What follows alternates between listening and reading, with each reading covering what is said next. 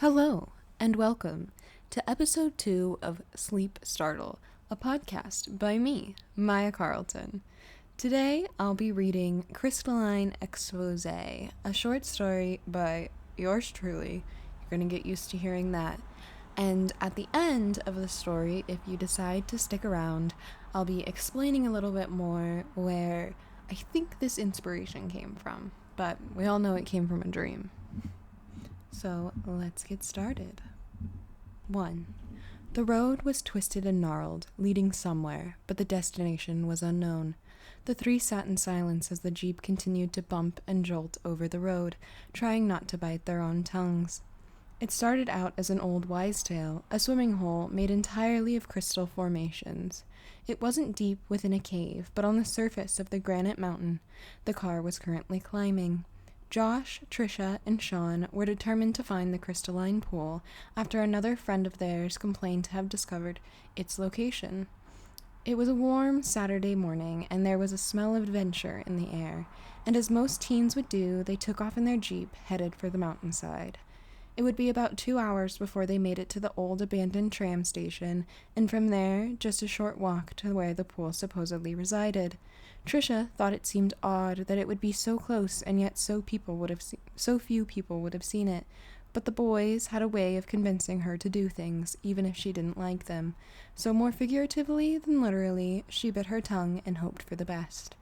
Sean had visited the old Heavenly train station on a few occasions in the past. A fire had raged through the area in the 2002 time period, leaving the area desolate.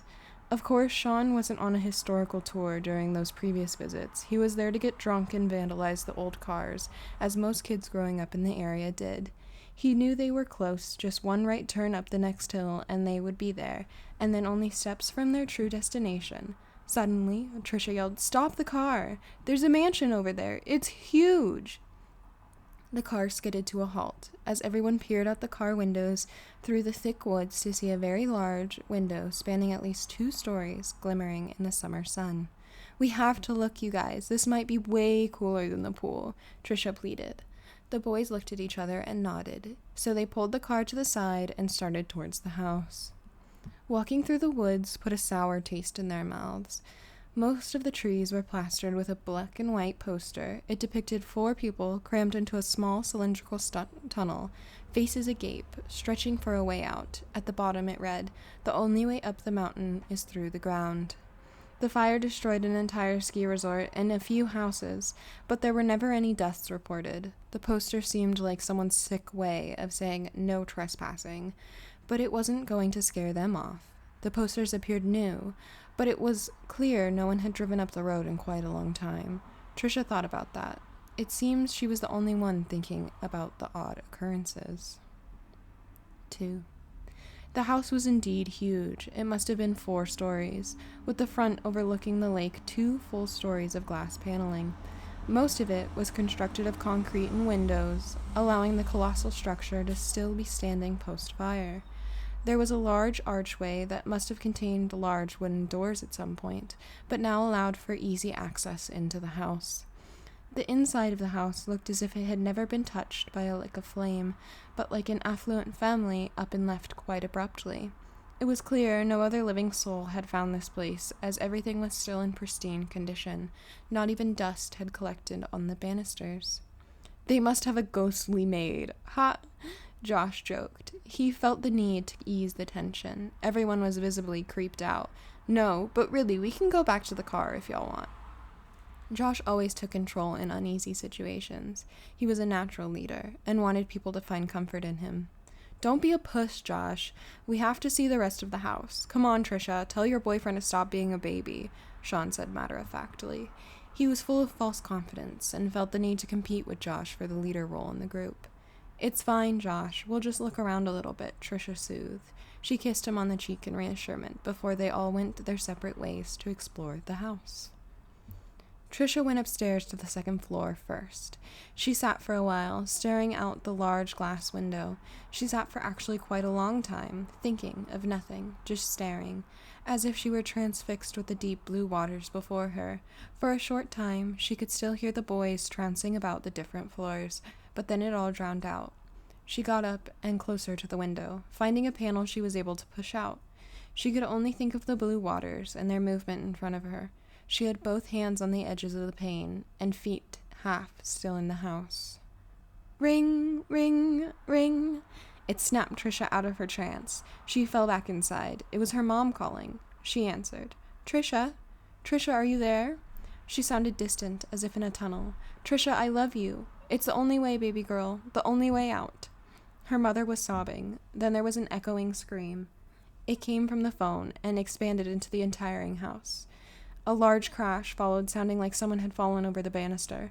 Trisha ran, hoping the boys were okay.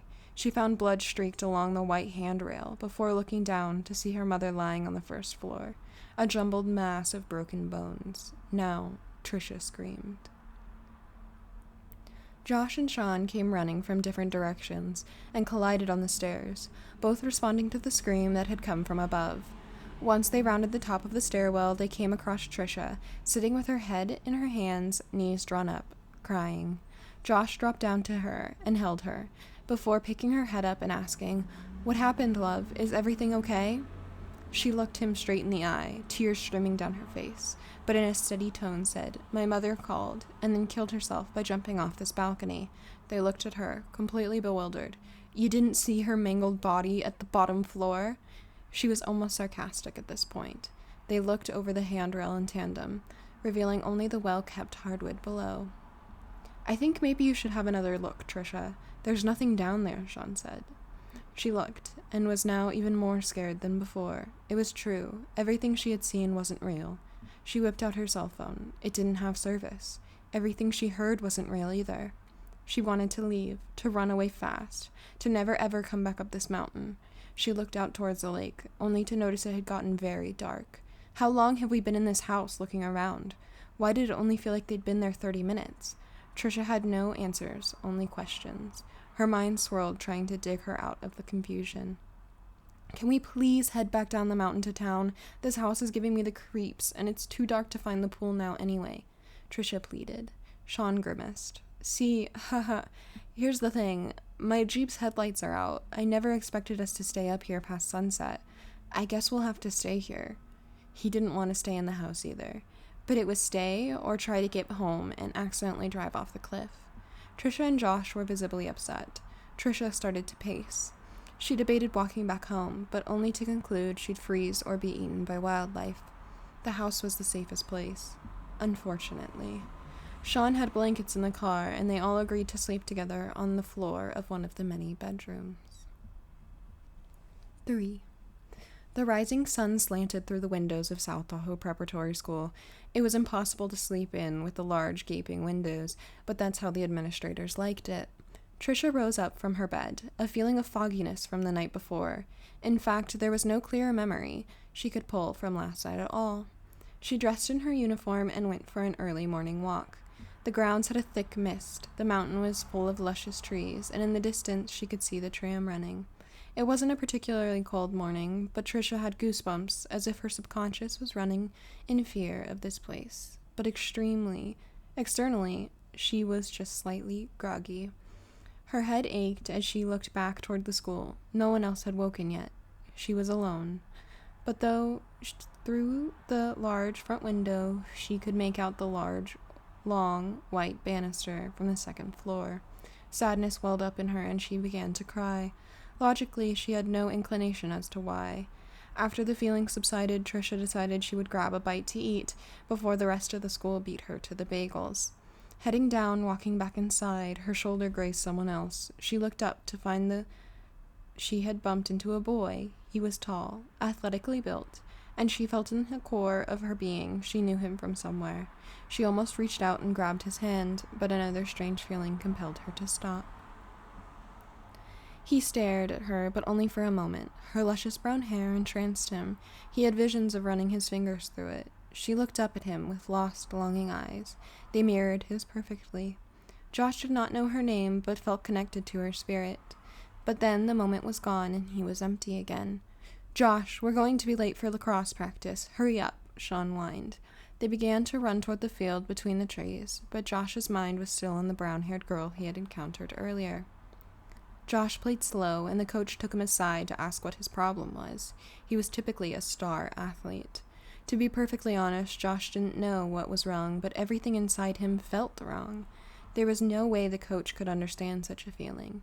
His night was restless. At least he thought. Well, when he thought about it, he couldn't remember much of anything. Just that ever-creeping feeling of unease. After practice, the boys had classes. 6 classes to be exact, and they shared every one. They were best friends, after all. Roommates, classmates, and teammates. Although there was a crack in their friendship that day, Josh couldn't take his eyes off the brown-haired girl. Somehow, she was also in all of their classes. She never looked back at him, but Josh kept a steady gaze on her. Protecting, he thought. I'm protecting her. But from what? An interesting question he didn't have an answer to, but he knew he had to protect her. 4. The night at South Tahoe Prep was odd, yet every student was used to it. The screams echoed the halls throughout the darkness, and doors were barricaded with secure locks. Students weren't informed what really went on in the long corridors, just told to adjust to the noise and not ask questions. So that's what everyone did. Although tonight, Trisha wasn't in the mood to accept these justifications. She wanted answers. She yearned to know the truth. There was something out there, something that would answer her qualms, and tonight she would figure out what it was. At precisely 10 p.m., the screams start. They wail throughout the halls like sirens. They say names and change pitch. They try to lure the students out, but the locks keep them in. Trisha had prepared for the locks. She had snuck a screwdriver into her bag in the day from a construction worker preparing the main windows. Breaking a lock is easier said than done, and it took Trisha many hours to finally crack it, and with a final burst, she was in the dark abyss of a corridor in South Tahoe Preparatory.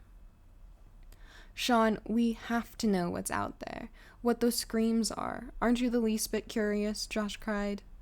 No, Josh, I'm not. I personally like what I've got going on at the school and would rather not fuck it up, unlike you, Sean said matter-of-factly. Josh knew Sean would do anything he said, regardless of how he truly felt, so the insult didn't sting in the slightest, and he moved on to jimmying the lock. Once they opened the door, the darkness invaded the room. The black covered their belongings, and all light was snuffed out from their lives. Josh heard a voice in the distance, a faint help, and he thought he knew that voice. It sounded familiar. It needed his protection. He took off running, too fast for Sean to realize what was happening, but he was drawn by something else, something much more menacing. Lost, alone, distraught, Josh, Trisha, and Sean had no concept of space and time, voices leading them somewhere but nowhere, dark shadows around every corner, searching for someone, anyone, to help. But their calls go unanswered, drowned out by the ever-present screaming echoing through the hallways. They all run aimlessly, searching for something real, not an illusion, not a shadow fucking with their heads. They run until they run into each other. The illusion is lost, the extravagant beds and breakfast stand, the mid-century furniture lining the grand entrance disappears, and only Josh, Sean, and Trisha are left. That is, the only physical things left are Josh, Sean, and Trisha. They remember the car ride up, the Crystalline pool. Confusion plagues them, but so does fear. They try to run for the Jeep. Sean makes it outside first. But within a flash, he's gone. A pool lies at Josh and Trisha's feet. A pool of bright, red liquid. All that was left of Sean. God knows what happened, but there was no way out of the school. They were trapped. A voice drew Josh back in. The voice of his little sister, calling out for help. He had to save her. How could she be there? Trisha followed, trying to break him out of this trance. A glimmer caught her attention. Her mother, standing on the banister, hand waving for her to come up, to join her on the edge. To her left was Josh. Trisha went up the grand stairway to join him. Hand in hand, Josh and Trisha jump over the pristine, white banister. Trisha is still awake, still alive. Bone broken in every direction. A screaming agony courses through her veins. Josh appears to have broken his back. Instant death. She wasn't so lucky. A heavy weight starts to set in, encompassing the feeling left in her back. A warm breath creeps up her neck. A whisper. The only way out is through the tunnel. Then a laugh erupts. A soul-shattering laugh. Trisha starts to cry. She digs her nails into the wood and scrapes until her nails break off, until her skin is bloodied, until her bone is exposed. She grinds away at the pristine hardwood, but there's never a scratch. The tunnel is unreachable. Her screams drone on. Only the trees can hear. 5. A television blares in the distance. Breaking news tonight as the search for 3 South Tahoe teens comes to a close. Sean Tanner, John Christensen, and Trisha Grimmel's bodies were found in a small pool just up the road from the abandoned South Tahoe Preparatory. At this time, there are no theories, although some have speculated foul play is involved. We're told by classmates Christensen and Gemmel were in a relationship, while Tanner had always felt on the outs around them. Pictures play across the screen. Josh and Trisha kissing, the group laughing, and a blood-soaked crystalline pool. We are all praying for the families affected by this terrible violence and hope the teens have found a better place. The newscast concludes with somber air filling the town of Southlake. Sadness fills the water. So does blood, an indiscriminate scream, looking for a way out. Well, there was your story. And welcome to the aftercast, I suppose. I think that I'll make this go till 30 minutes or so. The explanation for this, obviously, like I said, it was a dream that I had that has been somewhat expanded upon, but it's not real. That place doesn't exist in Tahoe. I grew up in South Lake Tahoe, and the tram still runs, and there's no crystalline pool underneath it. There was a fire that raged underneath the gondola in about that time period, and there was actually a different fire, the Angora fire, around 2006, or maybe a little bit later, that raged in an area by my high school.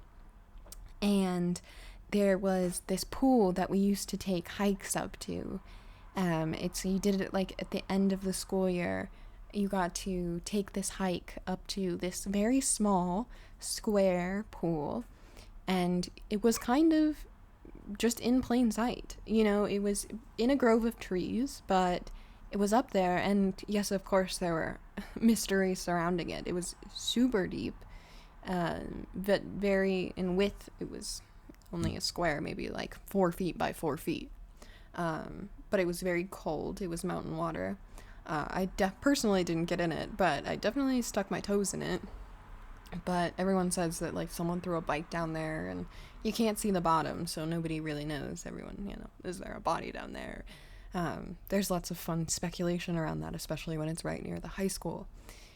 I remember one of the PE teachers got fired because when they took our classes out there, is actually the year and the class that I was in, they lost, like, 4 kids. They didn't get lost in the wilderness. They just took a different path back to the high school, and they showed up like an hour late, which all bad kids do. But I thought it was pretty funny that it happened to be in my class and students that I knew. Also, I'm sorry if you ever hear my animals in the background. They're not quiet for long periods of time, so this is what happens.